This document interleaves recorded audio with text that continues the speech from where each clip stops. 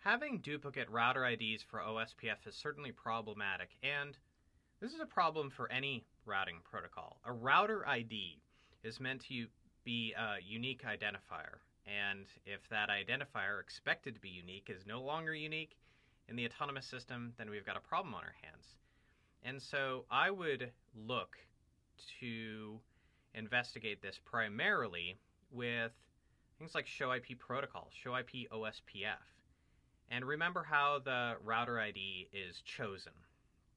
Let's actually annotate the router ID selection process. So the first thing we do is we look for the router ID command, which is done in router configuration mode for OSPF.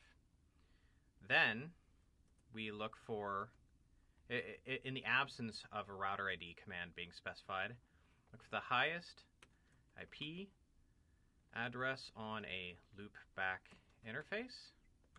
In the absence of that, we go to the highest IP address on all other interfaces. And so the easiest way to affect the router ID is to issue the router ID command. But this is not preemptive. You're going to have to clear the process. You're going to have to restart the OSPF process in order for this to take effect. You might also have the situation where you got this because you accidentally enabled multiple processes. Show IP protocols reveals what routing protocols are enabled. And if you see OSPF listed twice, that's a problem for you. Now, in the real world, there are a few situations where you might do it.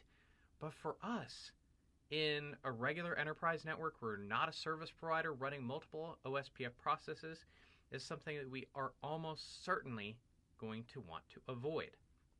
And so what you would want to do is you would want to remove the offending.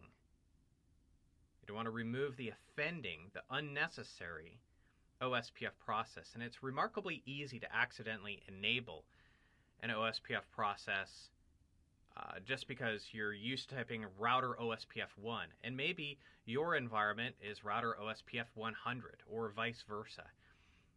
It won't give you any warnings when it triggers the enabling of a second and a third and a fourth routing process. And generally speaking, most routers only support 30 routing processes, which includes connected and static, but you could potentially have 28 other OSPF routing processes running on your router, which you definitely don't want.